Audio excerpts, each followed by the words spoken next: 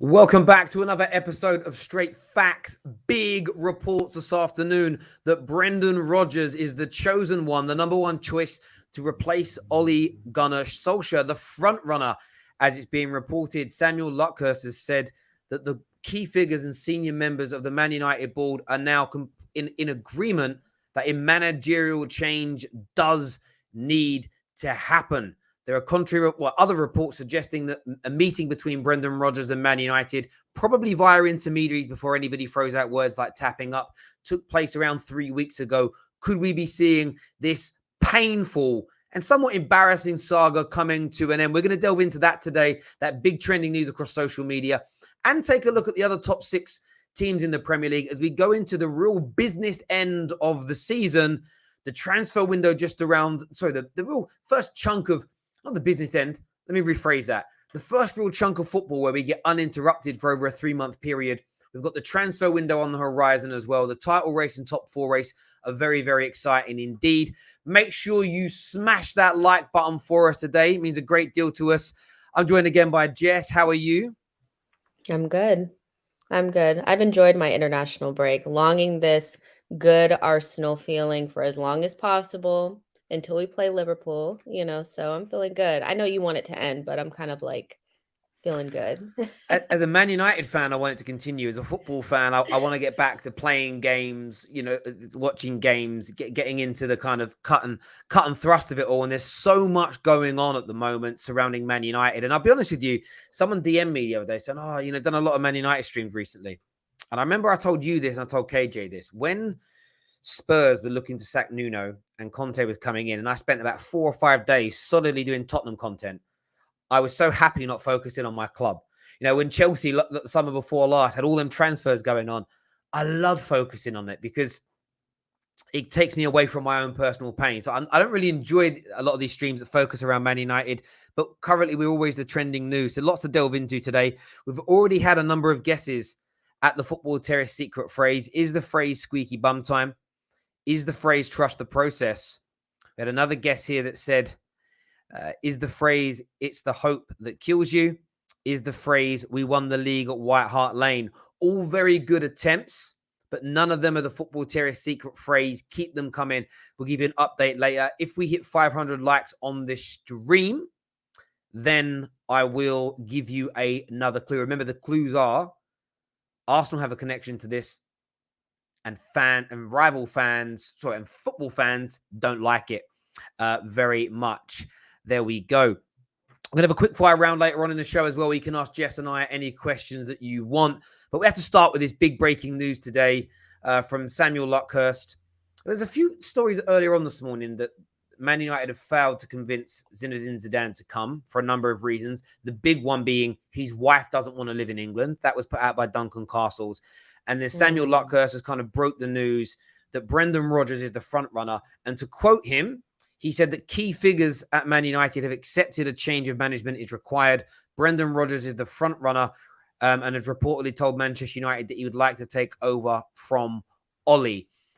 What's your take on this news? Does it feel closer than ever? Does it feel real? Does it feel like the can's still being kicked? What's your take on this?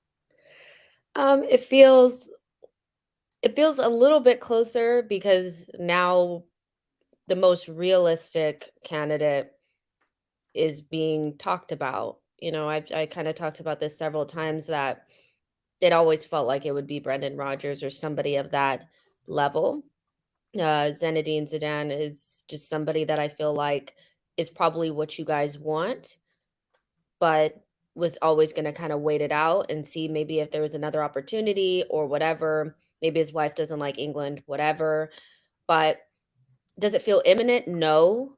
Does it feel more realistic? Yes. It doesn't feel like, obviously Ole is going to take over or still going to manage Man United against Watford. So it doesn't feel imminent. It feels more real now. And the candidate looks real. But for you, does it feel like he's going to take over mid-season, or Ole's still kind of going to be his own interim until the summer? Because I'm not seeing anything or hearing anything that's saying it's going to happen soon and that Ole's going to leave now. There's a few things in that to unpack. Firstly, your claim of him being his own interim was bang on. That you've been saying that for weeks, and I haven't disregarded it or disagreed, but I'm just pointing out and praising you. You're spot on. It seems very much to me, although we would look at our board and there's loads of things that I'm not happy with, I still think he should have been sacked even without a replacement. There's a lot of growing toxicity at Man United, unrest in the dressing room, unhappy players. I think they could have resolved that by just letting somebody else come in, because that pain goes away when Ollie leaves, especially the players that feel disheartened by him and let down by him. I felt like the delay has been finding an adequate replacement. I think they've tried to get Zidane and it hasn't worked. They looked at Conte and chose not to do it. They looked at Zidane and they couldn't get it to happen and get it over the line. There's Luis Enrique that's been spoken about. There's Ten Hag. I think there's lots of things up and down. Will he come mid-season? I believe in what I've heard a lot of journalists say. I believe it's a when, not an if, that he loses his job. But I still think they haven't nailed down the replacement in the terms of, I don't think anybody wants to come in mid-season. Idealistically, they don't want to. It's going to take work from Man United to convince them. It sounds like Brendan Rodgers wants the Man United job, but it's almost as if he wants to come in at the beginning of a season, have a full pre-season, be able to like pick the players that he wants, and then nothing connected to this year is kind of on him. It feels that way with a number of managers. And I know Chelsea had that issue with Thomas Tuchel, but in the end, they managed to convince him to come in. So I can see him coming mid-season. But the one thing that Luckhurst reported on today, and a number of journalists, Dean Jones said it yesterday morning, Rob said it on Monday night on the Bet Victor Top 6 show, that everybody that's being briefed feels the same, that Ollie could still survive the season if they can't find that adequate replacement. It looks as though they don't want to appoint a legitimate another interim, another caretaker manager. And that's the only real big mistake in this. I'm quite happy with you taking a number of weeks to find the right person or the best person possible to come in. That's a fair way to do things. But letting Ollie still manage some of these games, I still feel is a negligent approach, in my opinion. But look, am I happy with Brendan Rodgers? I know. I'm honestly 50-50 with him coming in. The positive element is he will definitely be better than Ollie. There's no doubt about it. But his Liverpool connection, his lack of pedigree managing a gargantuan club, winning a major trophy doesn't exist. So there's still huge risks there. There's risk with any manager. But I think Brendan Rodgers, out of a lot of the names we've been linked with, would be further down that pecking order than a Zidane, Ten Hag, Luis Enrique, even Ralph Rangnick. I think I would prefer over Brendan Rodgers. And maybe I'm being harsh, but the way the stories came out today, the way it's been trending, it feels like a lot of Man United fans are resigning themselves to the fact that it could be Brendan Rodgers coming in. He's going to be, I mean, if he comes in, he'll be better than Ollie, but there's also, and if it does happen, I'm sure there'll be tons of conversations around what the ceiling is of a manager like this. Can he take you guys to where you want to actually be? I think there might be a ceiling on Brendan Rodgers, but right now you just need a butt in the seat that's not Ollie. And you have to think about it from a Leicester perspective as well. If I'm them and I'm looking at it, and I think Leicester are competitive enough. I think they have enough of a competitive spirit where they probably don't want to be in a position where their season is disrupted. But they also know that it's better for you guys to have Ollie there, coming to the end of the season. That fourth spot is open for Leicester, Arsenal, Spurs, West Ham, So from a Leicester perspective, if I was them, I'd be like, I'd rather you guys be in disruption than us, because why would we give you our manager and disrupt ourselves, and put you guys in a better position? So I think for the chasing pack, it's good to see Ollie still there. And if I was Leicester, I wouldn't let Brendan Rodgers go either, just from that perspective as well. Yeah, I think there's an element of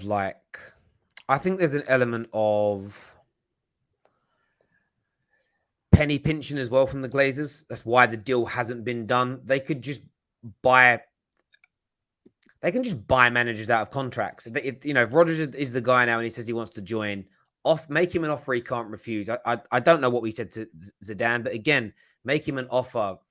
Buy his missus a private aeroplane, or pay for it every time she wants to fly from where she lives to Manchester. Literally, private aeroplane or a helicopter, and it only takes about half an hour, 45 minutes from France or wherever it is they live. Like maybe it's an hour. Do whatever it takes to get a top-class manager in. Like, I don't care. I'd rather him spend the money on that than take it out of dividends, or not spend it on the club. But I think we're coming. I do think we're coming to the home straight now with Ollie, and I know that a lot of fans have had this. I think if there's negative results, I mean, look, if Watford beat us, ironically, dropping points to Watford is more embarrassing than losing to Villarreal, Chelsea, or Arsenal. Everybody's focused on those games. I'm really worried about this Saturday, 3:00, because that's almost a give me. It's almost a bit like the Tottenham game in the middle of all this nonsense. It was almost a match where you're like, okay, well, they'll win that one at least. That'll keep us in the hunt, if that makes sense. But we'll see what happens. I want to know what the viewers think. Brendan Rodgers, is he the right guy or not? We've got a number of super chats here. The first one from Kevin. It says, is the secret phrase Kane was never world class? It's not, Kevin, but thank you. Is the phrase playing with the handbrake off? I like that, but it isn't. Is the phrase he made the impossible possible? No, but that's another. I like that. Some of these are quite out there. I like them. Is the phrase, is yours golden? No, Dex, it's not. Is the phrase he made the impossible possible? 2 people have guessed that one. No, it isn't, I'm afraid. If 2 people guess the same one before I read them out, do I go to the one who does it first or the one who does the bigger super chat? What do I reckon? Should it be first? It should be first. It should be first, yeah. If you lose to Watford, do you think Ollie will be sacked? It's a great question. Let me ask that question to Jess. Do you think if he loses this weekend, it's curtains for him? Possibly. I do think that losing to Watford is so unacceptable that, I mean, you can kind of rationalize and argue away the Liverpool and the Man City ones by just saying that they're better teams, but when it comes to Watford, it's a little bit like, I think that'd be a little bit hard to take. I think it would expedite things a little bit more. So I do think that Watford might be the straw that breaks the camel's back if you guys were not to win that game. And the one thing about Watford is that Ranieri's on a very short, has a very short tenure, if he doesn't turn things around. They have a very difficult run of fixtures, and Watford like to sack managers. So he'll look at the game against Man United in a bad position and think he can win it. And if your players are not up for it, I can easily see them getting points. So yeah, I could see that being the end for Ollie as well. Yes, it's a really good question, Sam, Bob, and I agree with what Jess said. I think he's on that tightrope now, and I think they've made a decision to stay with him while they find somebody new. It does show the problems at Man United, because I think they looked at the Liverpool and the City games as being lost anyway. I think there's almost this acceptance, they're better teams than us, so it's okay to lose to them. I think if there were defeats to Tottenham's and defeats to Watford's, I think he goes quicker than losing to the big teams. I think the games against Villarreal and Watford are far more important to this board than Arsenal and Chelsea, because the board will rationalize it internally. They're deluded. They'll say, Chelsea are top of the league and European champions. They're better than us. Arsenal on a great run of form. They'll say it. Arsenal on a great run of form. If Arsenal was sitting 12th in the league, barely winning games, they wouldn't. It's because you guys being on a great one gives the Glazers a get out. But I do think he'll go if he loses that. Starlord here says Rodgers is 10 times better than Ollie. Facts, stats, and eye test. I don't think anybody disagrees with that. No, yeah, he is. He is much, much better. There's no doubt. Viewers, I want to let you know, we've got a few sections coming up in this show. We're going to be having a quick fire round coming up where Jess is going to ply me with quick fire questions, but you also can phone in or super chat or member chat in some quick fire questions that Jess and I tell us who you want them posed to.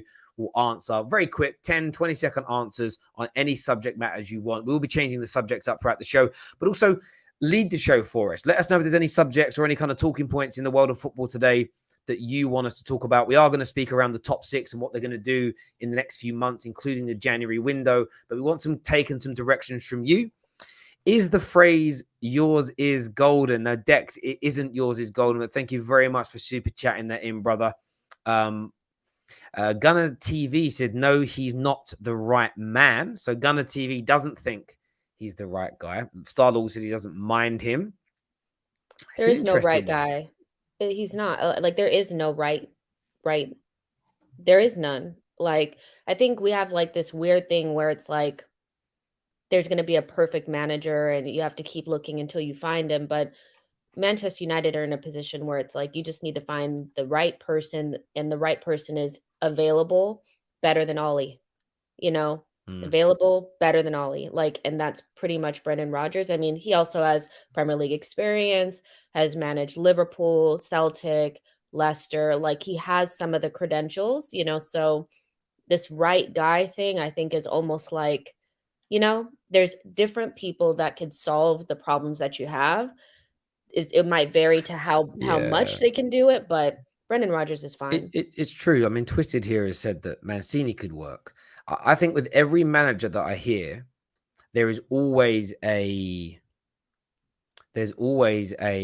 caveat. So you look at Mancini, you could what's his Champions League pedigree looking like? Zidane, never been in the Prem. Is he a good enough tactician? Ten Hag got the tactician element, got the coaching element. Never managed in one of the top 5 leagues or top 4 leagues.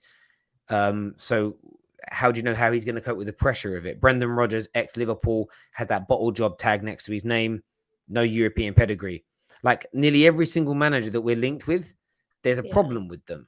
And so that's why I'm not really worried about that. I'm more concerned with do we support that guy? One thing with Brendan Rodgers, the football will look amazing. The one thing I would say I'll be excited about is our football will be exciting. So that I'm intrigued about. Dex here says, everyone smash the like button. 500 likes. Need that extra hint for the phrase. Thank you for encouraging that, Dex. We're closing in on 200 right now. I'll reveal that this system, do you know what it does? I don't ever know where it does it now. When I set up streams, it just has the, I have to manually remember to show the like. So I'll go and get that done right now, people, so you can see where we are, so you know where we're at. Let me just go and click this button. I think since they've done their updates, YouTube, it's changed that for me, which is very strange. But there we go. We'll see what happens with it. A few people saying Conte would have been good. Fuck to United. Yeah. No. Interesting one indeed. Zidane, a must for United. He might be, but there is also an element of where I'm not even defending Man United. If he doesn't want to come to the UK, like it's not like he doesn't want to manage Man United. His wife hasn't said that she doesn't want to live in Manchester. What I was told after I reached out to a few different people today and tried to delve more into the article. I listened to the podcast. She doesn't want to live in England. So what are you going to do? Like, personally, I think Zidane should divorce her. That's what he should do. Be like, listen, divorce, man. This is Man United. But I'm obviously looking at it. Like, if I got offered a really good job. Happy wife, happy life. Like, come on. Like, he knows what's up. If I was in a relationship and I'm like, look, I've got this great opportunity, but it's in America or it's in France and I've got to move. And she was like, no, I'm leaving. Not holding me back. But maybe that's where I'm different. Maybe that's why Zidane's a happier and more successful man than me. Grey Wolf Dinner here with a member super chat. 22 months as a member. That's amazing. He says, is the secret phrase getting top 4 is like winning a trophy? It isn't. And thank you, by the way. No, and thank you, by the way, Dex, for renewing your membership as an Academy member. Viewers, we are going to take your calls a little bit later on in the show. I want to know what you're saying here. We have got a question here, though, for Jess. Jess, Arteta or Conte? So if you were offered Conte right now, would you sack Arteta for him?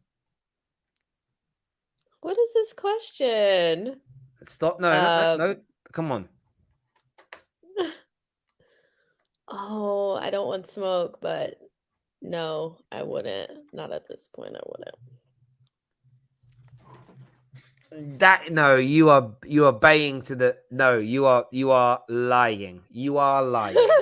You're telling me world class manager gets offered to you now, you would keep Arteta. I don't know what's happening. Speak the truth. I want somebody else. That's why. Oh, so it isn't about protecting Arteta. It's about he isn't the right one to change. Yeah, there's a different manager that I'd prefer. Who? You know, Graham Potter. Oh yeah, 100%. Potter ball for me, 110%. So if you got offered, if I had the magic wand and I'm like, right, Graham Potter can come in now, but you've got to literally walk into his office and kick Arteta out, you'd do it. No, because it's not Graham Potter either. Like, let's be real. That's the question. So okay. So who is the guy? Who is the guy? Come on. If you're asking me Get who's off that better, fence. Get off that fence. Conte is a better manager than Arteta. There you go. That's the real question, isn't it?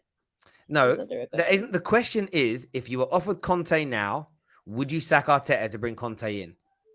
And I know your body contorting means yes. We can tell by your body language. Stop lying and tell us the truth. Tell us the truth. Forget Arsenal Twitter. They're not important right now. This is TFT. Tell us the truth. No. But I have my reasons. Wow. That is honestly disappointing to hear you lie to our faces. The football terrace community lying to our faces. I'm not lying. That is a nonsense. That is an absolute nonsense. How is it? There's no way anybody with a sane mind turns down a world-class manager for a manager 2 years into his reign. I kind of get, like, he doesn't play the same kind of football, working with these players and everything else. But Conte is as close to a guarantee as you can get to win you something. And a club like Arsenal, he's even more likely to win than a club like Tottenham, pedigree, etc. Come on. It's because I have somebody else in my mind that I'm like, who? I prefer that person. Well, tell us who that is. It's a better reason to say no. But if it was Joe Bloggs, I would for this reason. Who would you sack him instantly for?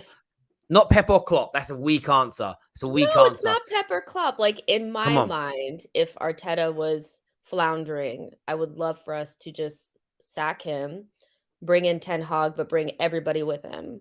Overmars, bring him with him. Like, and just, that's the manager I prefer. Like, I think he's ready to step up. And I think he'd do a wonderful job. And to me, there's a connection between Ajax and Arsenal. And Barcelona, obviously, so that would be but let's just take that away. That's cool. That would make a lot of people would agree with you on that, especially with Overmars, Van der Sar running things. Let's go back to the original question. Right now, there's no other option. It's just that there's no other option. So Conte can come in. This is it. Conte comes in, but you've got to sack Arteta instantly. Are you saying legit? Forget the other person. That isn't going to happen. Ten Hag said he'll never come to the UK. His wife don't want to live here, right? Do you do the swap?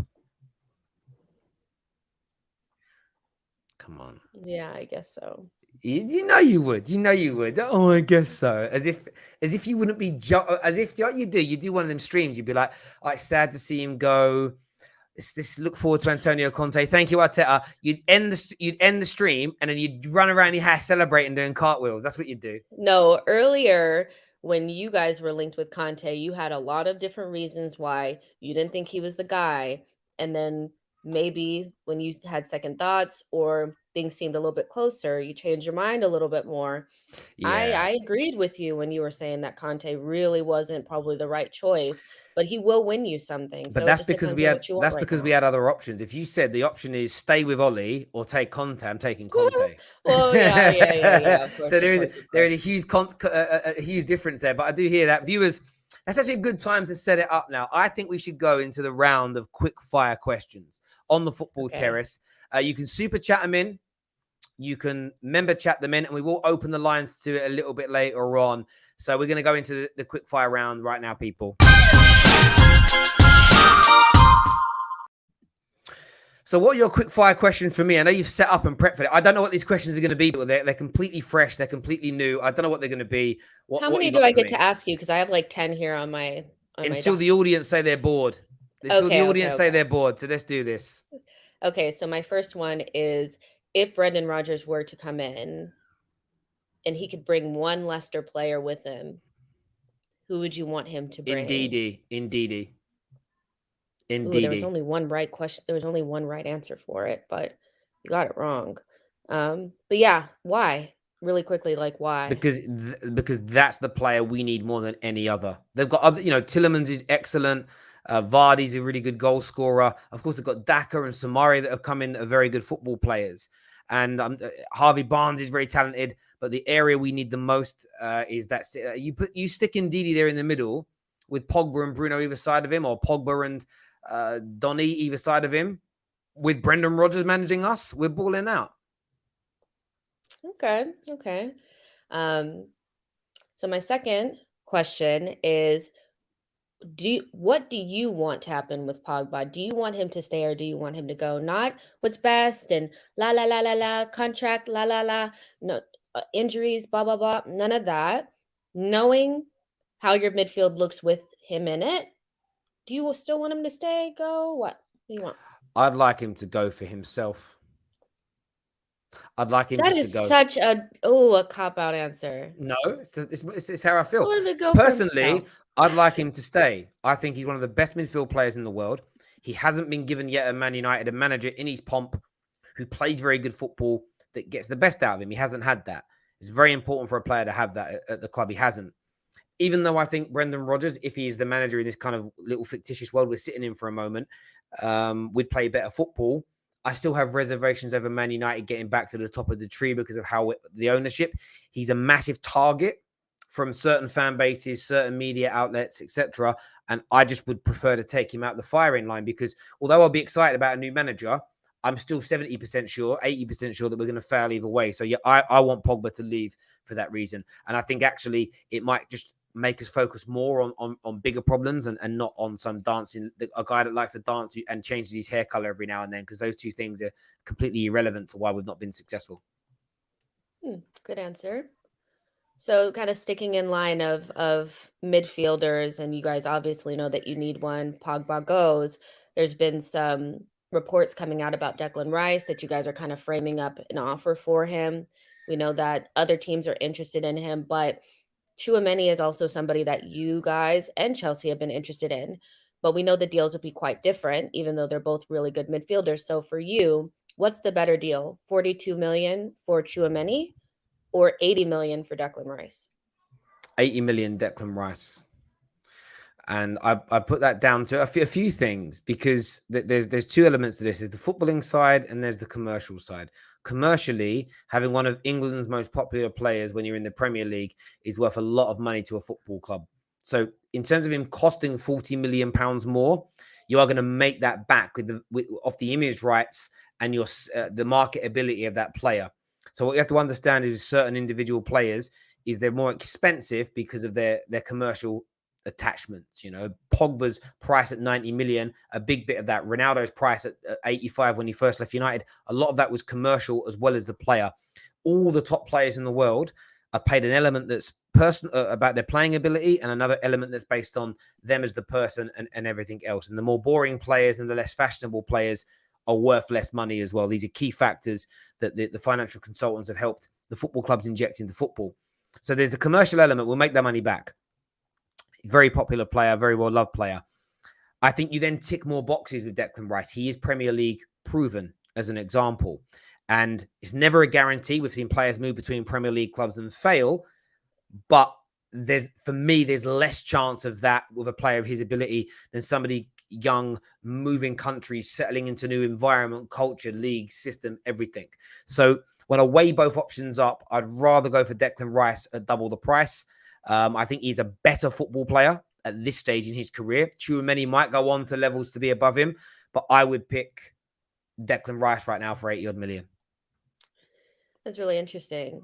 The one thing I will say about that is that I view that as the right thing for Manchester United. You guys need that commercial ability in a player. You guys will spend the bigger amount. And I think that if I had to look into the future and see where those two players would be, I could easily see Chouameni 40 million going to Chelsea and Declan Rice 80 million going to you guys. You know, that seems like what they do, and 80 million for Declan Rice is what you guys do. Not saying one is better than the other, but it seems like the right fit, you know. So yeah, I look at it this way. So if you look at the currently in terms of asking price, it's around £50 odd million to get Ndidi. Now I think Ndidi is a slightly better football player than Declan Rice. Declan Rice is worth more though, because from a commercial standpoint, he's just worth more money. He's more marketable. You think Ndidi is better than Declan Rice? I think as a CDM, but Declan Rice is better at progressing the ball forward. He's better on the ball in terms of in terms of breaking up play, shielding his back for being that protective element. He's there. Now, I don't think he's 30 to 40 million pounds better than Ndidi at progressing the ball forward. The point I'm making is, and this is, I've had this conversation so many times in the last 6 years, and to be honest, I'm a little bored of it. Not this conversation you and I are having, but the where people go, how can player A be worth 50, but player B is worth 90? And I'm like, why do you ignore the commercial aspect? It's the most important. If Paul Pogba was a shrinking violet with no commercial activity, he would have cost Man United about £30 million, same ability on the field of play. It's just, David Beckham, Wayne Rooney, worth more money than players that have a similar quality, but less commercially viable, if that makes sense. Paul Scholes weren't earning the money that people like that were earning because he didn't get involved in anything. He literally trained, went home, and sucked on his daughter's toes, probably. Like, I don't know what he was doing, but he weren't out there like wearing Calvin Klein boxer shorts and everything else. So yeah, for me, that's why I would do it, because I think there's money in it as well. And if we're going to sign a really good player, Man United need that element as well. So what I'm saying is, I don't really care that he costs more because you make more from him. So from a net spend ain't real in the way that the media put it across, but from a real net spend point of view, Declan Rice is probably cheaper for Man United than an uncommercial player that costs only 20-30 million pound less. Yeah. And for me, Declan Rice he's somebody that has a really high ceiling. We don't know what he's going to be, but we know he's going to be amazing. And Didi is what he is now at 25 is what he's going to be, and that's marginally better defensively than Declan Rice, but not anywhere near as good as a well-rounded footballer. So for me, that would make more sense. There was a question in here that says, can you explain Maguire? Well, Maguire's is really easy. Maguire at the time Man United were looking at him was sought after property. Forget what you think about him now. Continuously for England, he was sensational. He's been sensational in the majority of games that he's played in. Not just his defensive statistics, but England's performances, defensive records in qualifications and 2 major tournaments on the bounce, the progressions in those tournaments. He's become, in that 5-year period, he's become England's highest ever goal scoring centre back. So all these things were happening at the same time. But the reason he ended up costing so, Man United spent a lot of the summer trying to negotiate his price down. They wanted to pay around £50 million. What stopped Man United from being able to do that was Pep Guardiola and Man City coming in and putting in an £80 million cash offer that they had to respond to. So that's another way that price goes up of players. If Tchouaméni is valued at 40 million and Chelsea want him, but then Real Madrid come in and go, there's 60, Chelsea have got a choice. You pay 60 or you don't get him.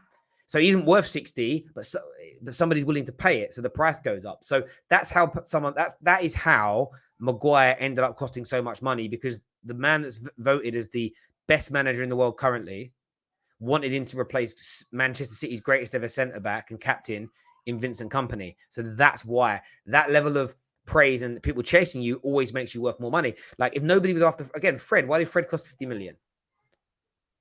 Because Pep Guardiola wanted him. And that makes you more valuable when a manager like that wants you. Suddenly everybody's heads turn, like, oh, this happens in life sometimes. You could be a guy and maybe you don't get a lot of attention from the ladies, and then suddenly you're with a nice, young, attractive lady who's fairly popular. Suddenly other women are like, oh, maybe there's something about that guy that I haven't noticed for 10 years. Maybe there's something about him that's a little bit, maybe now I'm interested. Maybe now I'll slide in the DMs. That's what happens. Nobody wants something that nobody else wants. That's exactly. Yeah. It's definitely part of it. Now, I'm not suggesting he's worth that much. I'm just saying that people have got to understand the sales element of football players isn't as kind of arbitrary and basic as, well, the internet says he's only worth 40, so why is someone paying 60? It doesn't work like that in real life. So yeah. Okay, I have another one. Can I go? Yeah. Okay. What do Arsenal need more? We know we need both, but which one do we need more? A striker or a midfielder? Ooh. Do we need to replace Aubameyang or Granit Xhaka? That's pretty much the question that I'm asking. Will it be more impactful? I feel like striker. Just a gut feeling. It feels like striker to me is more needed than anything else. I feel as though, I just feel a striker. I just feel a striker. I mean, both would be my answer. But if I can only pick one, I would say a striker first. And someone like Aubameyang's a good striker, but he's in the twilight of his career. If you could get somebody in with that kind of finishing ability, who's 23, I'm just throwing that age out there. You've got someone that's set for 5, 6, 7, 8 years plus, and they're harder to come by. So if there's 2 or 3 available, Watkins, Calvert-Lewins, Vlahovic's that you might be able to bring in now, it's like strike while the iron is hot, get that person in, and then look at the midfield later. Xhaka is clearly respected and liked by Mikel Arteta. Partey's growing this season. Lokonga looks like a good option moving forward. From an attacking midfield point of view, you're kind of set there as well in the short term. So I would say striker. Yeah, we definitely tell these people, like Aubameyang is definitely, some people still think he could get the golden boot type thing. I'm like, if you guys are not watching this, you guys are not watching. Like the guy, he's still good, but he's definitely not it. And we need a combination of Lacazette and Aubameyang, but 6 years younger. So I do agree with that.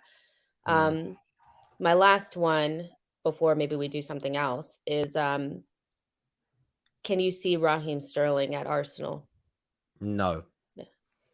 Why? Not yet. Not yet. You need to be in the Champions League for Raheem Sterling. I would be disappointed in Raheem if he left City to go to a club that doesn't have Champions League football. He's a very good footballer. I think he's had a tough year domestically. We know how talented he is. I want to see him stretch himself, and I want to see him, if and when he leaves City, I want to see him go to a club that is striving to win titles and Champions League. That's the level I think he is at as a player. So I'd want to see him move to a club of that ilk. So that, and the fact you're not if you're back in the Champions League, so say you made top 4 this year, then my mind will change. But until you're in that Champions League, it's a no from me. Who can afford him, at this point? Wages, the 45 million that it would take to bring him in, and who oversees? Because obviously we're talking about a team in Europe, because I don't see any of the other top teams in the Premier League really needing him at this point. I mean, I don't think Chelsea necessarily need him. I don't think your team necessarily needs him. So who could actually afford him at 45 million, afford his wages as well, and give him the same level of competitiveness that Man City does? I mean, we know Juventus has slid. Real Madrid is rebuilding. Barcelona is rebuilding. Can they offer him more competition and that feeling of being at the top? Like, can they offer way more than Arsenal at this point? I mean, Arsenal is in the best league in the world. Barcelona's not really, Real Madrid is not really, so that's kind of where I think that kind of comes into play. But what do you think about that? Maybe, and there is a big part of that, and that's why it's going to be a difficult sell for someone to bring in. But if they value him, then I think they can go and get it done. It's a tough one, and maybe if there's no other options, then he could end up at Arsenal. But he's going to want a hell of a lot of money, and it's the knock-on effect that may have within your squad. I think there's a few things that need to be looked at. But right now, for me personally, I don't see him joining a club. It's not an Arsenal thing. You just use Arsenal as a specific example. If you're in the Champions League, he'd say yes to Arsenal. He nearly joined you a good few years ago now. If you're not in the Champions League, whoever you are, whether you're Arsenal, Tottenham, Man United, or Newcastle touted, no Champions League, no Raheem, in my opinion. Yeah, I tend to agree with that. It's definitely a dream, and if we were closer, that would be somebody that I think we need to go try to get, but we're just out of that conversation. But a lot of Arsenal fans are talking about it as if it can happen, and I don't think we're quite there yet. But yeah, I tend to agree. Those are the majority of my questions. So that's cool. That's cool. I like them. We've got some super chats here. Is the phrase the 1913 controversy? No, it isn't. I don't even know what that is, but no, it isn't. Let's do some more of these here. I'd boot Arteta out the door right now for Conte, is what Dex has got to say. Arsenal have standards have dropped, not surprised. And Arsenal standards have dropped, not surprised. This is a question for you. Vieira or Arteta? Would you take Vieira or Arteta right now? Oh, I'd stick with Arteta. But let's not get it twisted. If Vieira continues to, because he's done his work experience and all that kind of stuff at other clubs, failed at other places. He really had to take the route, the long way around. And Arteta has had an opportunity dropped in his lap that Vieira probably would have never had offered to him. I think they're both we'll see at the end of the season where they both stand in terms of how much they've progressed. But I could easily see Vieira becoming Arsenal manager in the next couple of years if he progresses. I could easily see it. I really could, because that's the type of stuff that Arsenal like. They like obscure choices that have some sort of connection to the club, people like that. So I would definitely take Vieira at Arsenal if he continues to progress. But at the moment, I don't really see much daylight between the two of them. And from what I've seen from Arteta, I think he can continue on until we find something a little bit better.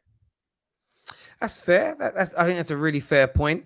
Nick here says, where will Ollie finish this season, and where do you think the current United team would finish if Mikel as Mikel as manager? What would the team look like? I'm going to hand that question to you, Jess. Where will Ollie finish this season? Not at Man United. But in terms of like a team finish, I think if they stick with him, you guys will finish outside of the top 4, but no lower than 7th. Where do you think this current United team would finish with Mikel as a manager? Well, at the very least, you guys would have a defensive shape. He'd have better quality to work with than what he's had over the last couple of years with Arsenal. So I personally think that even Arteta could potentially get top 4 with this group, because all you guys really need is a defensive solidity. Like, that's pretty much it. Like, I don't really see anything else besides that. Like, you need a system that works. And I think he could at the very least do that. But what would the team look like? He'd probably play with a 4-2-3-1. You know, he might have some version of Fred and McTominay. I don't know. Maybe Donny van der Beek would be in there. I don't really know. But you guys would be better, you know. What can I say? You know. Yeah, it's a fair point. Do you think Ollie survives the next 3 Prem games? Ryan, I don't. If we win them all, he could. But I think it's beyond that now. The one thing I don't believe, and rivals want to believe it, I'm the biggest glazer out guy on socials, as in content creator on socials, because I've always done it.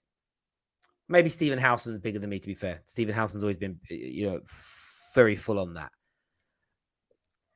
I don't believe they're backing Ollie like they're telling us they're backing him. I believe they just haven't done the deal to bring a replacement in. I think if Rodgers or Zidane would have said yes by now, I'll come now, I think they'd have sacked him. So yeah, the only way he survives is if he wins a few of them, he'll survive. If he does okay in them, he'll survive while we're still looking at a replacement. But I still think come the end of the season, he's gone. Is the phrase "I didn't see anything"? No, it isn't. But that's very, very good indeed. Good guess there. The answer is typical Arsenal.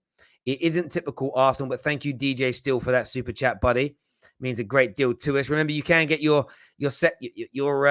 quick fire questions into us. Is the phrase "We've got our Arsenal back"? That's a really good guess again there, but that isn't the secret phrase as it stands right now. Phrase long service to league football. KC, no, it isn't, my friend, but thank you very, very much indeed.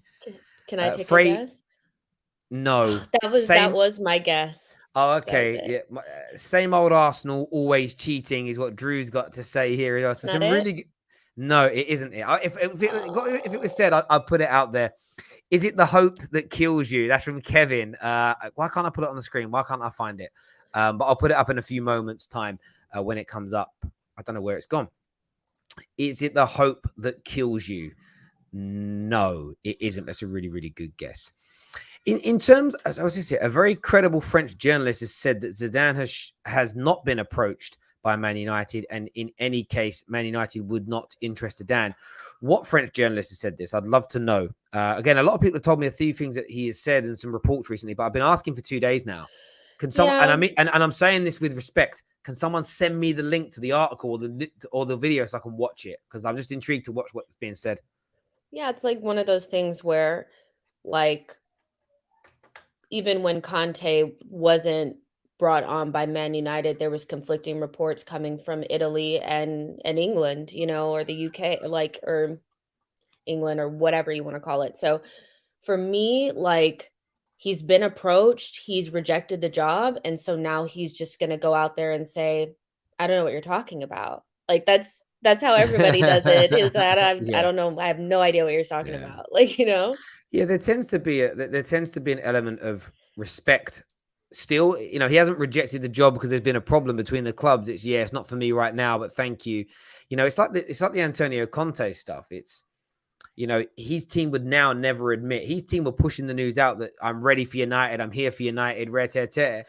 But then as soon as Man United decided, no, we wrongfully, by the way, no, we're going to stick with what we've got. Suddenly, we weren't talking to Man United. It's like, really? It's an interesting one there. But viewers, any other points, any other questions that you want to put into us? Make sure you get them in. Jess, here's an interesting one. How do you feel about whoever that is for the World Cup? How do I feel about the US men's national team for the World Ah, Cup, Terry? do, Yeah, do you guys so do you guys abbreviate everything like that? Oh wow, that's mad. Okay, cool. what are we, second in the group now? I'm not feeling great. Drop points against Jamaica. Antonio with an amazing goal out of nowhere. We played so bad yesterday. Um, I don't know. We still have a long way to go. This team is really young, so I'm not really sure, but we should qualify. But we usually should qualify, and we didn't for the last one. So I'm feeling apprehensive about getting too excited about it because I can easily see us in those little playoff spots and not making it. We should, but they're just so young and inexperienced. I'm not sure, Mm. but love that team. I hear you Amazingly on that. coached. In terms of this weekend, though, in terms of this weekend, when we're looking at football here, like proper football's back, right? As in club football. Yeah. You play Liverpool. Yeah. How confident are you about Arsenal being competitive in this game? It's so sad that we have to phrase it that way, but it's the reality. Or winning it, or winning it. Like either way, how do you feel? Well, there's a lot of things going around about like who would be available for Liverpool, who's going to be available for Arsenal. We have some players that are kind of important players that may or may not be 100%. They're saying Aubameyang is fine, but Thomas Partey is questionable. And then there's like the rumors of, Mane is just fine. Henderson, not sure. I think Robertson will be out. Firmino, not sure. So I think it's all mind games at this point. But it doesn't really matter how damaged the Liverpool squad is or how under strength it is. I personally feel like without our strongest lineup, there's very little chance that we win the game. Mm-hmm. Personally, if Thomas Partey doesn't play, it's a wash. It just is. And even he played the last time and we were not competitive, like at all. Like we very much need to have our best possible team. And we struggled against Brighton and Crystal Palace, two teams that pressed us very well. Um, and Liverpool are elite compared to those teams in terms of pressing. I know they have problems at the back, but they're also going to look to turn the tide around. Because of their bad form or not so great form. I'm not going to say bad form. So Mm. I don't know. I expect us to be competitive, but I know how we play against teams that don't allow our midfielders on the ball, and we're playing away from home. So for me, I think the most we can hope for is a draw, but a, it sounds so bad to say this, but I could see a respectable loss, as well being acceptable for us, so yeah, it doesn't matter how little players that Mm. they have available. I think they'll be fine. I think it's more us. If we're not competitive, I'd be very, very disappointed. But I haven't seen us really compete with them yet. So I need to see it first before I can start predicting that it's going to happen. But yeah, Yeah, look, I don't feel great. I look at it from the point of view of I know a lot of some Arsenal fans will say how our standards have dropped when we're happy just to be competitive, but I don't think it is about just being happy to be competitive. I think it's you should want to go into this game and win, but it's going away to Anfield as Arsenal, as Man United, as Chelsea in the Premier League era has generally been very hard. It's been a hard place to go for any team in the Premier League era to win at, barring a few anomaly seasons. Last year, Hodgson's era, a little bit under Roy Evans. But generally, it's been a hard place to go. I think the point is an isolated matter of if Arsenal could look competitive in this game, hurt Liverpool at times in this game, be in the game, as opposed to generally over the last 5, 6, 7, 8, 9 years away at big teams, invariably just looking completely second best. I think it's just another little tick for Arsenal fans to go, has a corner been turned by this football club? And I think that's something that if I was an Arsenal fan, I'd be very, very positive about indeed. It's something that I would be positive about. It's something that I'd be enthused about. It's something that I would be, really encouraged by. It isn't just, oh, wow, we played well against Liverpool and we lost, so therefore we're back 100%. We're going to win the league next year. But it's just another little milestone. I think you can nick something from this game. This is a great time to play Liverpool. And you pull that face, but Liverpool were leaking like a broken fridge. Even Man United, by the way, they destroyed Man United, but we should have scored 2 or 3 goals. Yeah, no, I see that, and I look at their weaknesses, and I think, can we exploit them? I still think we lack something up top. We lack something, and it's not only that, it's if our midfielders can't get on the ball, meaning Thomas Partey, Lokonga, Ainsley Maitland-Niles, which Liverpool will do everything to strangle us midfield-wise and push us out to the wings. We don't have strikers that get on the end of crosses. Like, there's a very easy formula to keep us from winning this game, and I think Liverpool are equipped, whether or not they are leaking goals or not, to stop us. So, yeah, for me, it's more a matter of, like, are we competitive? Is it respectable? I personally think a draw, if you offered me that, I'd bite your hand off for it. Like, I think there's some Arsenal fans that are feeling like because Brighton and Brentford got points there, or, got some points against Liverpool, that we should be expecting that as well. And we should expect to try to win the game. I don't think we'll shut up shop and just try to keep the score low. But Liverpool are the type of team we don't play well against. There's types of teams that we play well against. Liverpool, Brighton, Palace, teams that like to press, are not teams that we play well against. So I'm worried, but as long as it's respectable and we play well and we try to hurt them, then we can go on to Newcastle and get our points. It is what it is. If you looked at the league, the league set up our schedule before the season, you said, where will we get points and where will we not? I think most of us would have said probably not away at the Etihad, probably not away to Liverpool. So it's not the end of the world. But if we get a beat down, it's going to call into question a lot of what we thought we saw over the last 10 games. No, I agree. And I think that's a real important part. Do you think that there are some Arsenal fans, though? Do you think there are some Gunners who are secretly hoping that you get slapped and hurt? Is that the end of the question? Yeah. Oh, absolutely. Like, absolutely. See people saying stop being negative. I'm not being negative. Again, like, being negative would be like the people that want us to lose so that they can come out of hiding and say, see, we haven't turned a corner. For me, it's not about, I always want us to win the game. I always have a little sliver of hope that we can do something, but I'm realistic and I know my team well enough to know that Liverpool is a very tough task. There are people sitting in the shadows hoping that we lose the game so they can come back out and say, see, we haven't turned a corner, but it's the manner in which we lose if we lose, and it's the performance. So if we perform well and then we go get 3 points against Newcastle, it's really not it's Liverpool away. A loss is not really a indication of a false dawn, so yeah, but I do think it's both sides though. But a beat down, as you say, could be a beat down, could be perceived that way. A beat down could be perceived that way, and I would expect people to overreact. But if we turn around and if we get the points against Newcastle and then we play you guys and we get points again, then, and that's what I'm saying. Like, the overreaction of a beat down will happen, but it only really matters if we get really shaky and then we lose against Newcastle or lose against you guys and go on a bad run. So again, I know that the overreaction will happen either way, but it's still the games that come after that are actually just as important.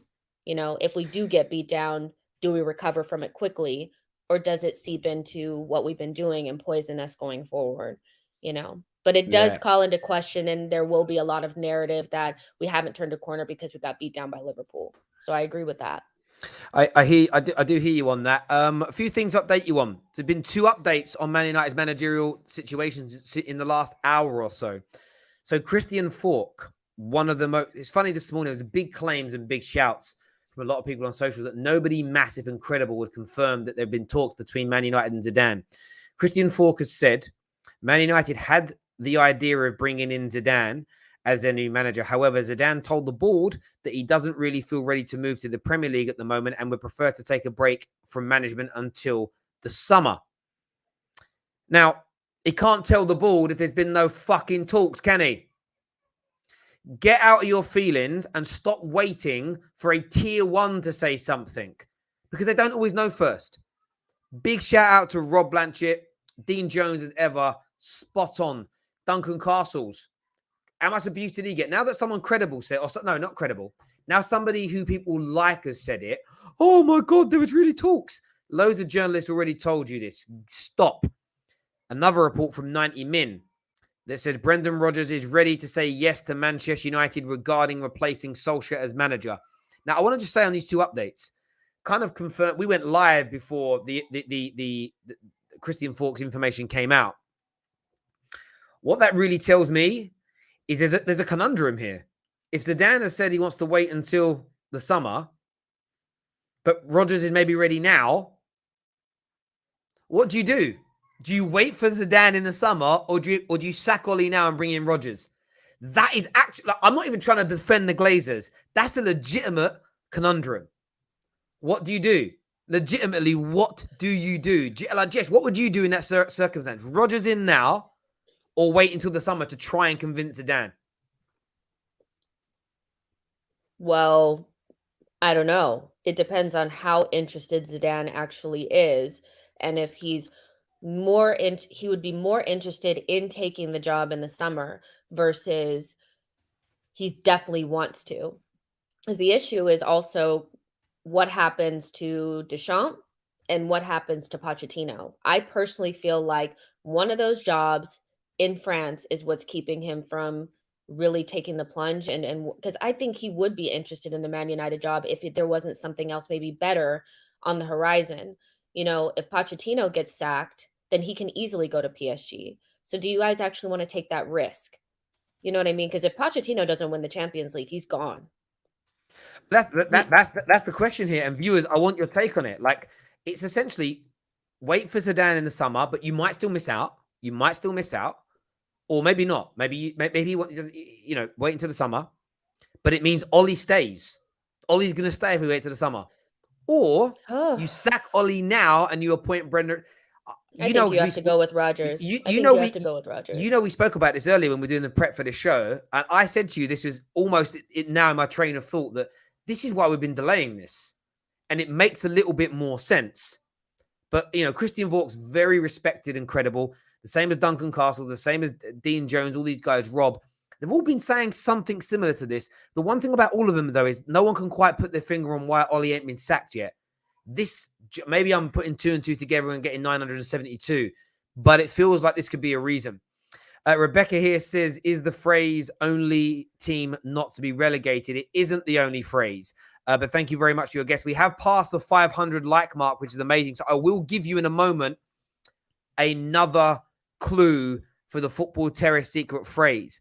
I've got some super chats to do first before that. Which club have the top 5 academies, and is the phrase with a great name like ours, our only success is good enough? It isn't the phrase. We'll come back to that question in a moment. Thank you, by the way, to Tyrone, who's a Spurs fan on loan at Valencia, who's subscribed and become a academy member of the Terrace today. We've got quite a few super chats here. With Arsenal's new defensive structure, I don't think Liverpool will trash them. I think a draw or maybe a small loss. That's my prediction as well. Is the phrase "it's time to go"? R.I.P. Claude. It isn't, but great guess, my friend. Sack Ole and hire him as the interim until the summer. That's actually funny. I'd get Rodgers now because the fear of losing Champions League football but can get to Zidane in the summer. But no Champions League football will lose attraction. That's a great take. Tonks here says, the greatest investment I ever made as a lifelong fan. Stopped buying the jersey since 2007. Thank you very much there, my friend. Indeed. I'm going to give the phrase away in a few moments' time. Make sure the like button is still being smashed. I'm just putting this poll out on my Twitter account if you want to go and vote. So Zidane in the summer, but it means you keep Ole, or sack Ole now and appoint Brendan Rodgers.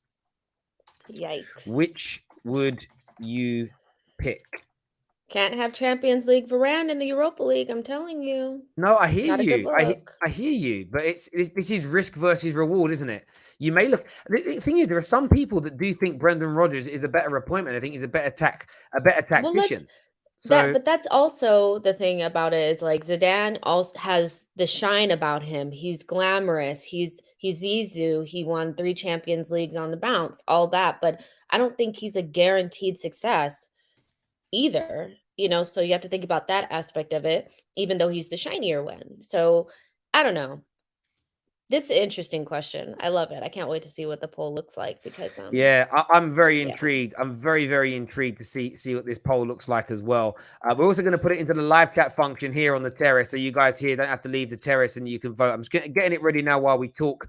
And I'm going to give you the next clue to the Football Terrace secret phrases. I know some of you are chomping at the bit for this third phrase, and we're going to get that into you now in just a few short moments. Sorry, I'm just also I do have an answer for that 5 best academies as well, but go ahead.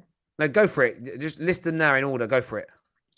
Well, I don't know. I don't have an order, but the 5 best academies have to be Chelsea, Ajax, Barcelona,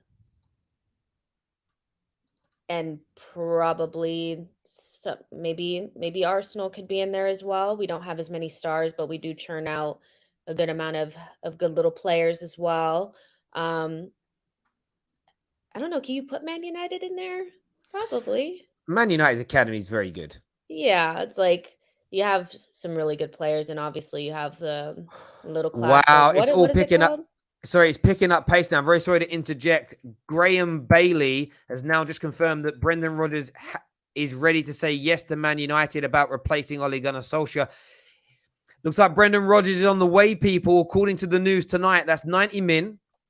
That's Graham Bailey. That is Luckhurst. All have come out today and pretty much confirmed that he is ready to say yes to the job.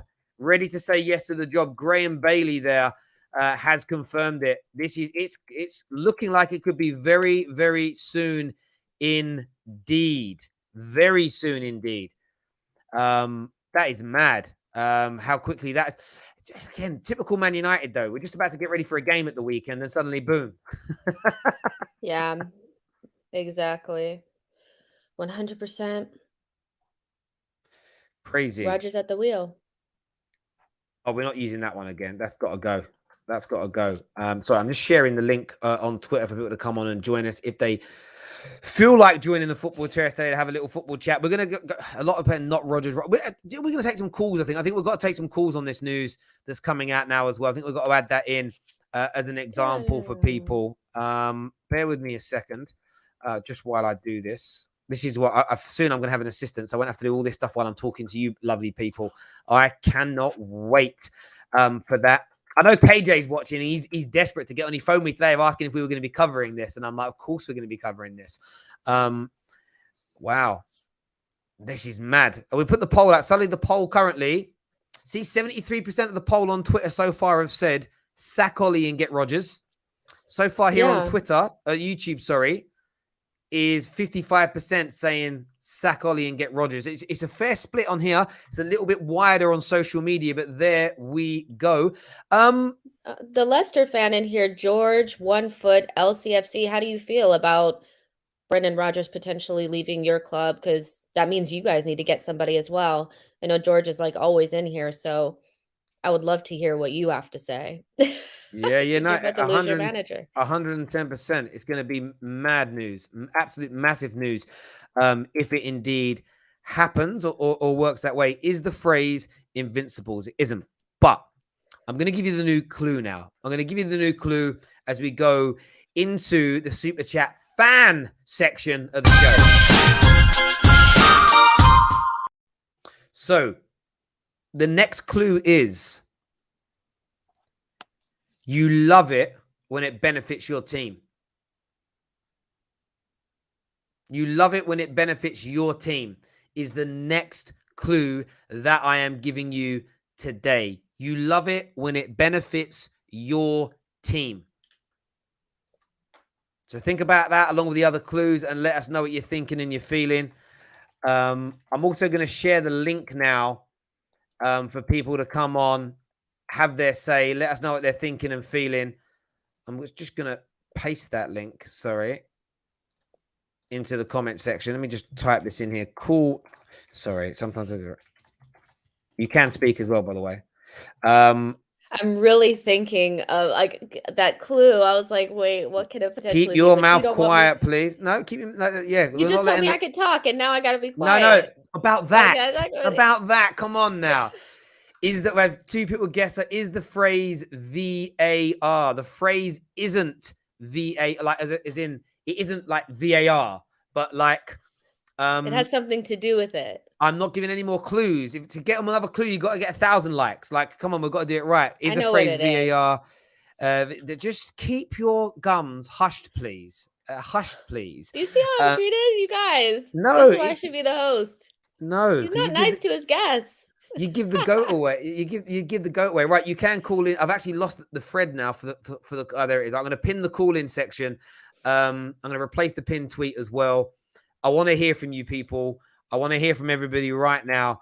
I want to know what you're thinking and you're feeling in relation to this news that's broke this afternoon.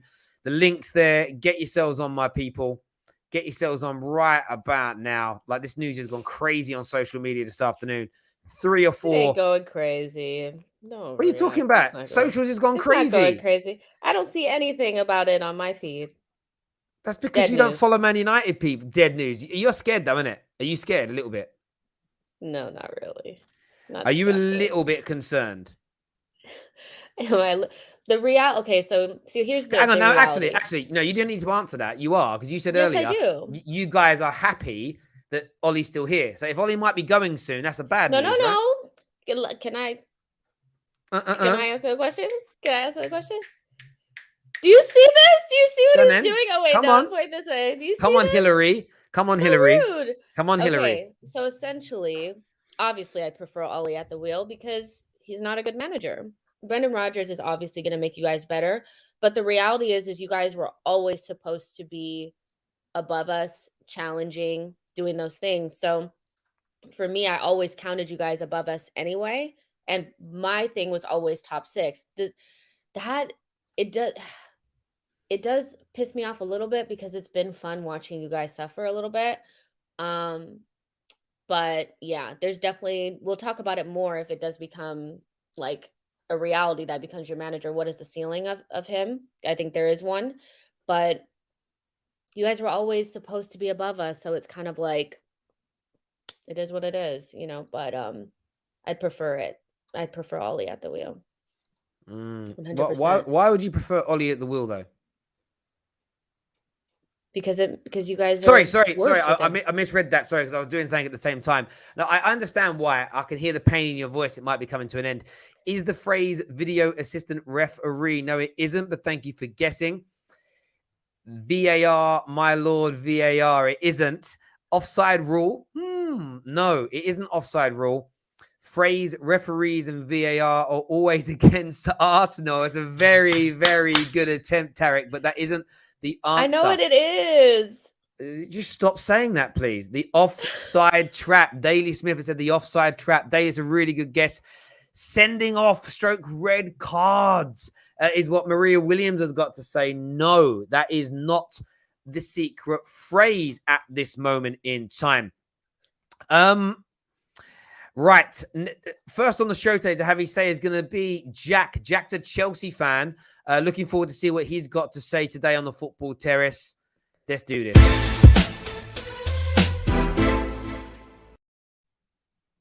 Oops. I put him in and then he disappears. So instead we're going to go to Ahmed. Ahmed, what are you saying, mate?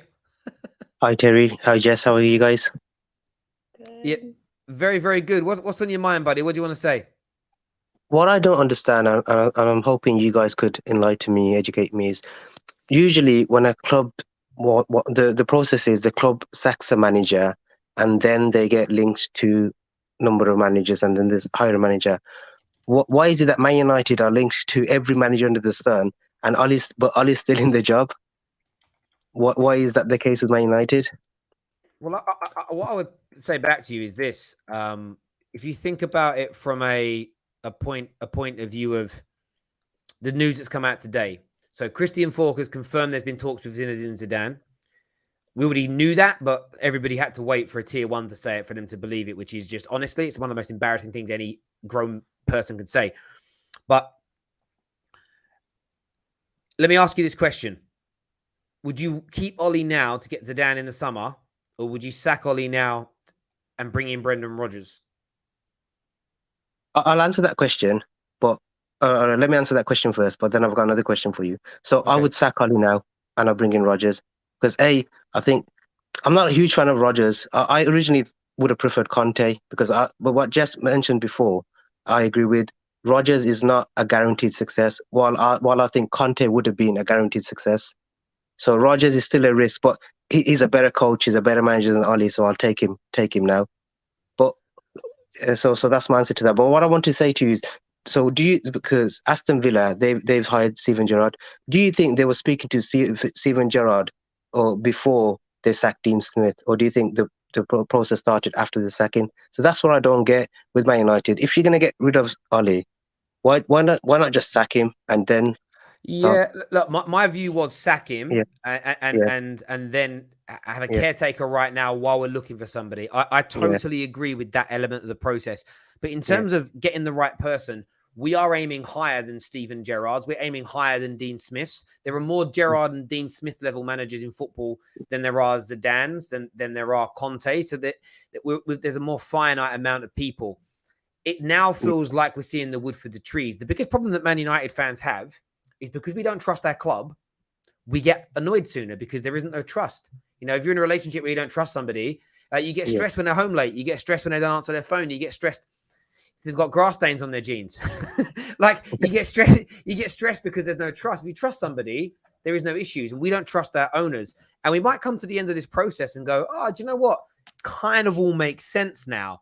But until we trust the way we operate, we're not going to remain relaxed. So I think that's what it kind of comes down to. Feels like we're coming closer and closer to things kind of petering out in relation to that. But good call, Ahmed. Very, very good call, my friend. And thank you for coming on and having your say. Appreciate it, bro. Next on the channel to give us his opinions on this breaking news is Jazz. Jazz Singh is here. What you saying, brother? Hello, can you hear me, Terry? Yes, my friend. What do you want to say, bro? Regarding the news, that I've seen around on Twitter regarding Rodgers said yes, that apparently a lot of people, especially I have friends who support Man United, they don't want Rodgers. I would say, Rodgers is a very good coach. Like if you would give me an opportunity to, which I saw on your Twitter poll, sack Ole now or hire, sack Ole now and hire Rodgers now or wait till the summer for Zidane, I'll take Rodgers because I do think Rodgers play good brand of football. I do think Rodgers can change the situation around the club. And I think waiting in a year for Zidane, like what happens is, like if we keep Ole till the summer and top four gets too difficult, we don't get top four. Will Zidane want to come in then when we will see a lot of players like possibly even Ronaldo, possibly I think Pogba would leave and Donny and you don't be surprised if a Bruno or some other top players hand in a transfer request. So I don't really think some people saying, "Oh, let's wait till the summer to get Zidane or something." It's a good option because I just see the situation getting worse if we keep Ole. I don't see it getting better. And with Rodgers, I can see us having a better season. Mate, great points being raised there. Top man, Jazz, for coming on and having your say. Really good points being raised. KJ coming on in a few moments. We've got some super chats to do first. Is the phrase penalty? The phrase isn't penalty, but thank you for guessing. Is the phrase no European football? No. Is the phrase Fergie time? It isn't Fergie time. Is the phrase teamwork? That's from Z. It isn't teamwork, Z. Disallowed goal. No, it isn't disallowed goal, but some really good attempts here. Is the phrase goal overturned? No. But again, he's a really good guess is coming in. KJ's on the show with us next to have his say right now. KJ, Brendan Rodgers getting closer. Zidane talks did happen. People got to start listening to the Done Deal show, haven't they, bruv? Welcome back, mate. How you doing? Ah, man, this club, man. Listen, Brendan Rodgers is not my first choice. He's not. He's an excellent coach, and an excellent coach indeed. He's great for Celtic. He's great for Leicester, and even Liverpool at the time they got him, it made sense. You know, it's good. It's the job right now for Man United. What needs to happen? It might be too big for him. I think it is too big for him. He's not showing anything to me to say that he can come in and shake up the quality players of Ronaldo, of Bruno, of Pogba. Like, there's nothing there to show that he can manage all of that and handle all of that. Like him and Suarez had a particular relationship. He's gonna be dealing with Ronaldo next, potentially, you know. So it's not a signing of a manager that I am fully aboard with. But for me, the running of Manchester United is more important. So if Man United, for whatever reason, think this is the guy, the right man to put into job, go get him then. Stop this lingering, dithering around, being slow, sitting on your hands and just like twiddling your thumbs. Go and act then. If he is the guy, go and act. The fact that they're not acting, the fact they're not right, he is the guy, boom, release clause done for to Leicester. The fact they're not doing that is what makes this even more frustrating. Forget the fact that it's Rodgers, but just the way that we're operating is ridiculous. If it is wait for the summer, come out and, as I said before, come out and say to the fans, explain what is happening. And then if they do that, will I fully trust it? No, but at least I can say they're operating in a certain way. We do not operate like a football club. And that's the most frustrating thing out of all of this. So where does it say when he's going to get sacked? It doesn't. It doesn't. We don't know. It doesn't. I think what's interesting for me is when you look at what Graham Bailey has said, if you look at what 90 Min have said, there is like, he's ready to say yes. Essentially, he's agreed to join Manchester United. But I think, but let me finish. I think the point is that they've been trying to convince someone to come now. To your state, you've been right in this. Managers don't want to join mid-season. It's been this whole push to try and convince them to. I don't know what you've got to do for that. It might be some more money. It's probably what it is. Some more money. Maybe you're promised a player or two in January, or whatever it may be. You know, you've got to try and convince someone to come in. The thing for me is, if we're going to wait for Rodgers until the end of the season, you wait for Zidane. There's no point. Like, Zidane for me is the better option. But you have to get rid of Ollie now. So I think they're going to look at it and go, a bird in the hand is worth two in the bush. And that's kind of, I feel like waiting for Zidane, but a bird in the hand is always worth two in the bush. And I think we've got to, if he is agreed, according to Graham Bailey, he's ready to say yes when the official offer is made. He can't officially be offered it until Ollie is sacked. Then great. And if he does agree, which I'd love to see, and it would be nowhere near resolve my disdain for this ownership and the board. But if we beat Watford Saturday and we still sack him, I'll applaud the club. That for me is almost what I want to see. Like, yeah, you've won. Chelsea did it to Lampard. He won the FA Cup game on the Saturday or the Sunday. And on the Monday morning, he was sacked. That's what I kind of want to see now. And it turned out you already knew he was gone. And maybe Ollie this whole time went away because they were told it's close to doing a deal with a couple of managers, and it just hasn't quite got over the line yet. I'm hoping that's what's going on. I really pray to God they don't do an agreement with Rodgers to go, we'll bring you in the summer. That would be legitimately painful if we did that. That'd be legitimately painful. It'd be a killer. No one knows when yet. That hasn't been said, but it would be a waste. It would be a waste of time because you could go and agree that with Zidane. You can go agree that with Ten Hag. There are plenty more managers that you can go and say, oh, in the summer, how about this? Heck, even You could even, if you're smart enough, you could even say Mancini, Enrique, after World Cup, yo, come be our manager. We'll get interim till then. And then boom, you bring him in, because it's not like Man City did it. Man City announced Pep way before. Like Red Bull. I mean, they signed Nagelsmann a year before. They got Wagner to fill in as interim, and then they signed Nagelsmann. Bayern Munich announced Nagelsmann before his contract was up. Like, there are ways about going about this, and that's the frustrating thing. Like, if there was at least some football people on that board to help make these decisions, Man United fans would be at rest. But there are no football people. Arnold, banker, accountant. Woodward, accountant, banker, whatever. All these guys are not qualified to be running a football club. But yeah, here they are. Yeah, and I put a tweet. I put a tweet out earlier on today, and it was nothing I've been told, nothing Dean said, nothing any journalist has said. It was just my interpretation of things, and I've kind of quote tweeted it saying confirmed, and I've deleted the last one I did and put some laughing emojis on so people don't think I'm being serious as in I'm confirming news. But like, because again, you have to do that on social media, which is so weird these days. But I tweeted earlier saying Solskjaer sacking feels imminent. It does to me. But just appears more and more like United have been trying to get Zidane before settling for Rodgers. And the news that's come out this afternoon just feels like, again, it's a bit of confirmation bias from it. It feels like that's it. Where I'll then lose my temper with this situation again and rant is if we do prolong the stay. If what all these journalists today have, and by the way, even the people that spoke about Zidane, read all their articles.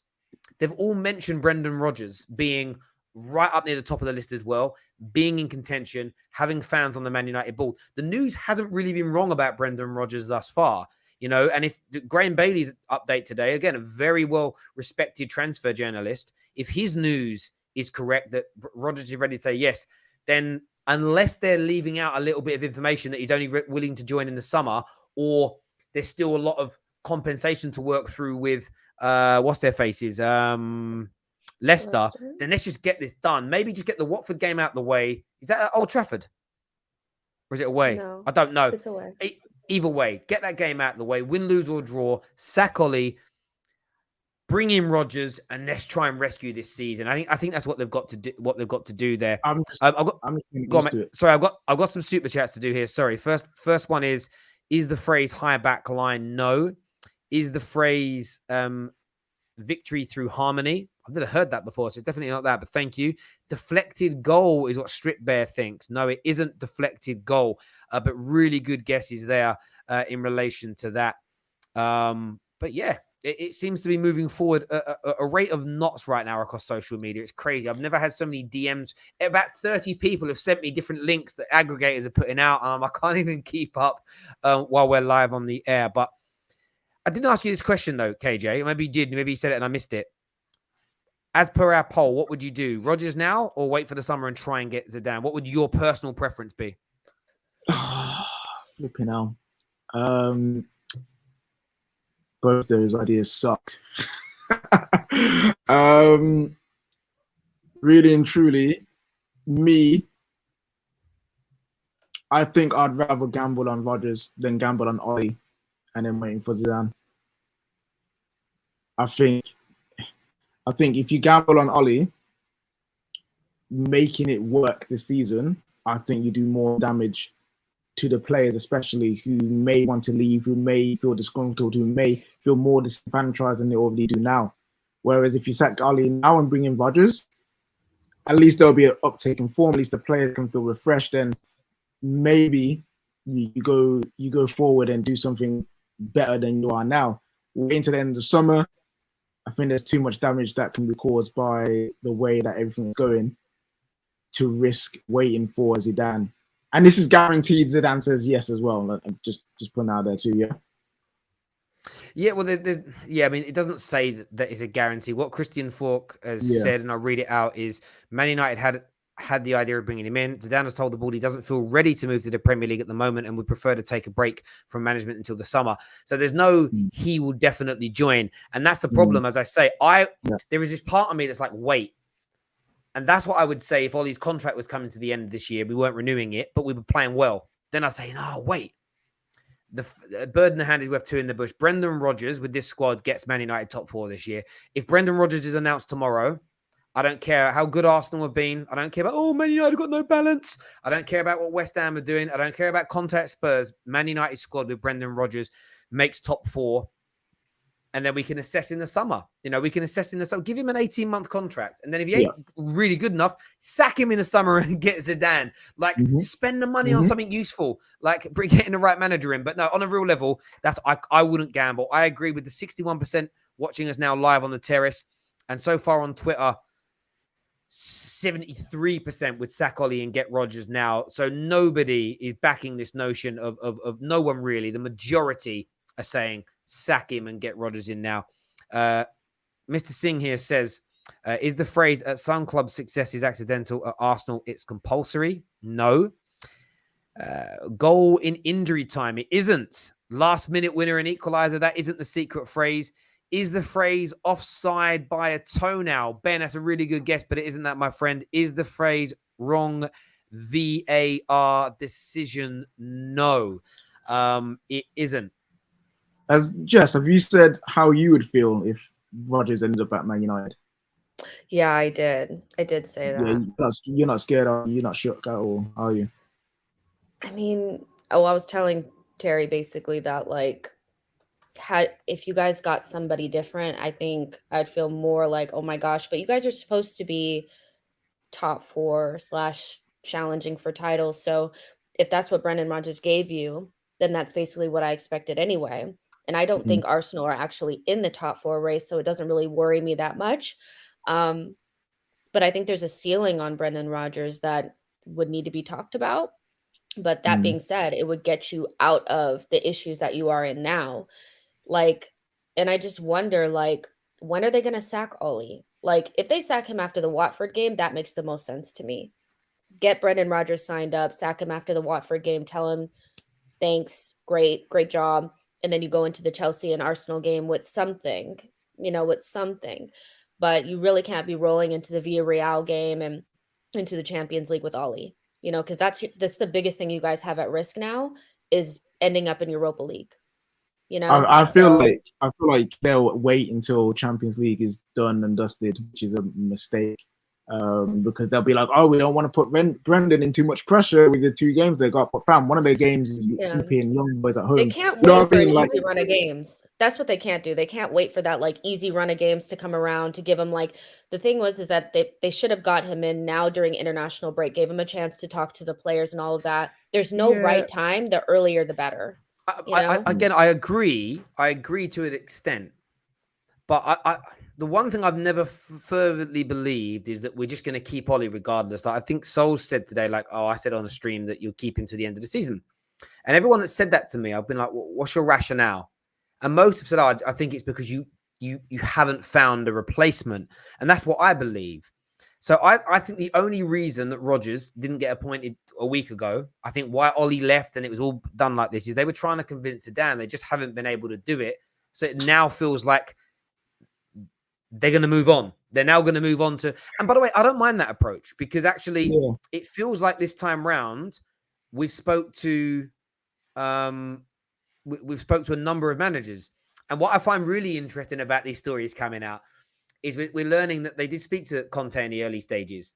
They definitely did speak. Like, there's certain journalists that have been like, no talks between Man United and Zidane. And Christian Falk's come out and now confirmed it, along with Castles and Blanchett and Jones and everybody else.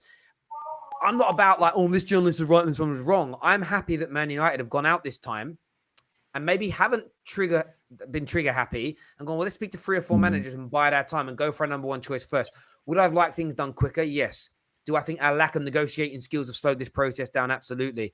But if we're going to end up with Rodgers, but we tried to get our number 1 choice first, but the number 1 choice doesn't want to come, you have to move on from that. What you can do, never sack Ollie because you can't get Zidane. It's dumb, right? It makes sense. So I'm happy with it. I just hope, the one thing I hope I'm right about above and beyond anything else is that we sack Ollie sooner rather than later. We're not going right, but Rodgers, you're in, but we're giving Ollie 3 more games. That just feels weird that you spend 2 weeks, 3 weeks, 4 weeks speaking to these managers just to tell them, but Ollie might still save his job. That's that. I know we're a badly run club, but we ain't that fucking bad. Surely not. No, if we did that, if we did that, which is actually very plausible, if we did that, then we're losing Rodgers anyway. You know what I mean? So let's start the process all over again, because no self-respecting manager is just going to sit there and wait for this fall guy to actually finally fall just to get their spot. They're like, "No, bun you. I want to go to a club that actually wants me." Yeah, no, I Yeah. agree. I agree. Question: Do you actually see a world where Brendan Rodgers defies odds, surprises us all, and actually wins us a Champions League or Premier League? Do you know what would be really interesting with Brendan Rodgers? He's almost the first manager that's going to come in where there's a lot of caution and worry and concern. The other managers, and I can only talk from a social media standpoint, yes, there was always handfuls that were like, no, I don't like Jose. No, I don't know about Ollie. Don't know about LVG. Don't know about Moyes. But the vast majority were like, it could be good for all these great reasons, and they've all failed. What can sometimes happen in life is that element of, say, England at the Euro. It didn't quite win it, but it was like, ain't getting out of group stages, bruv. England, mate, dry team, dry tactics, made the final. There's almost this element of like Brendan Rodgers not being fancied. Maybe nobody overhypes it. Maybe nobody gets ahead of themselves. And that lack of expectation support, like, helps him, helps the team. I don't know. The one thing I do know for sure is the style of football is going to be light years in front of what Ollie's team plays right now. And with the players we've got, it's going to be brilliant. The bigger question is does he play McFred? Because if he does, I'm going to piss my pants. Like, what I mean is, what I'd love to see happen is 2 or 3 of the really, like AWB suddenly looks good. It'd be like, oh, he's quite a good player. Like, I guarantee you this one thing. McTominay plays under Rodgers. McTominay plays and gets praised by him. Trust me. He's going to love him. I know he's going to love him. Managers love people like him. I would give Brendan Rodgers all the time in the world if he does a few things. 1, recall Ethan Laird and start playing. Drop that, KJ. Ethan Laird. Oh, hey, listen, Ethan Laird is a baller in the making, fam. 2, I never see McFred ever again. I would love that. One of them at one time. I can deal with them. Both of them at the same time. That's where I get a bit vexed. So that'll be interesting when the little how will Brendan Rodgers play with this team. It'll be interesting if it does come to fruition. But I see like a single pivot, Donny and Bruno Fernandes going forward. Maybe give me that. Oh, inject that into me. That could work as well. But there'll be a player or two on the naughty list right now who Rodgers likes. And how do I know that? Well, he will love Maguire. How do I know that? Because if you look at most managerial changes at clubs, there's 1 or 2 that survive, at least for a 2 or 3 year period.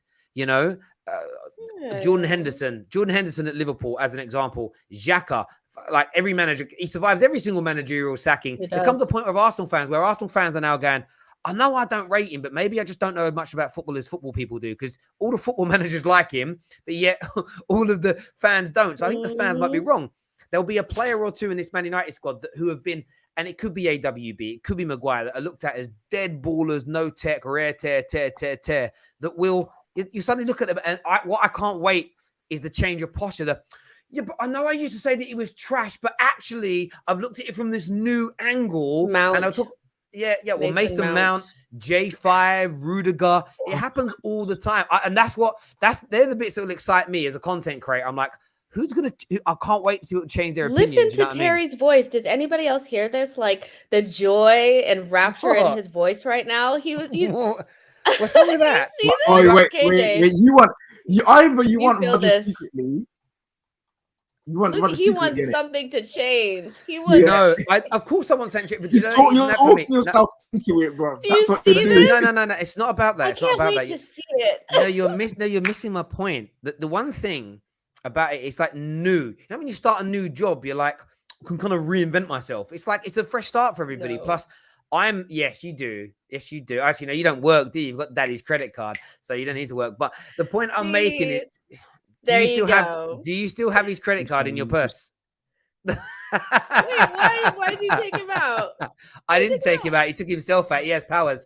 Oh yeah. The point I was making is like, I'm just excited to see those little nuances. I love seeing that, and then I love watching people like change their tune. But there we go. We've got some super chats here. I know he isn't. Phrase 1.0 to Arsenal. 1-0 to the Arsenal. No. Sack Ole, bring in an actual caretaker, then get the very best at the end of the season, whether it's Ten Hag, Zizou, Mancini. Don't bring in Rodgers. Canadian Cam does Well, not want boy. Rodgers. That's what Yeah, we're that's what getting. it is. You better just wake up to it. Is the phrase ref with the blind eye? No. Wait, can I guess? No. Thanks for the memories, but it's time to say goodbye. Obviously him. By the way, Have Hope there. Have Hope is on the sofas with me on Friday night on the terrace this week. So make sure we've got a packed agenda and an amazing array of talent on that show. Remember the Bet Victor Top 6 show live in the studio tomorrow night as well. It's going to be great fun. Phrase easy draw in the cup is the phrase they think it's all over. It isn't any of those phrases. Is the phrase he's bought the foul, made contact? No. But again, I like these guesses. Is the phrase always trying to walk it in? No, it isn't. Is the phrase fall from grace? No, it isn't. That's a funny one for Arsenal. Is the phrase if you bring in Rodgers? Oh, sorry, no, it isn't that. If you bring Rodgers after Watford, barring the tough games in a row, after 99, have an easy long run of games stretching December to end of Feb. It's true. Do you know what though? This whole thing about giving the managers an easy start. If Rodgers comes in against Chelsea and Arsenal and loses, he gets a pass anyway.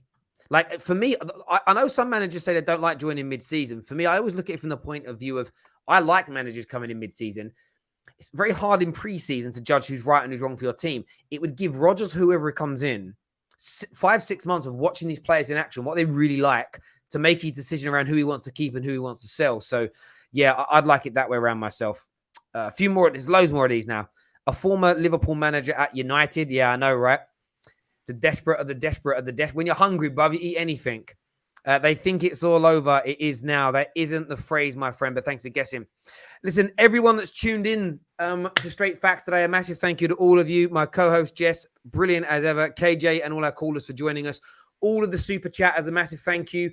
Smash that like button before you leave. Loads of content for you tomorrow, especially bringing you the Bet Victor show live in the studio. We've got Patrick, Anita, Daniel, myself, maybe one more, all in the studio. New equipment and soundboards arrived today as well. So hopefully that tech's getting even better. Are we in sync, Javerne? I pray to God. Until next time, everybody. Yeah, it should be a t-shirt. Until next time, take care. Goodbye. God bless. And we'll see you all again very, very soon. Bye.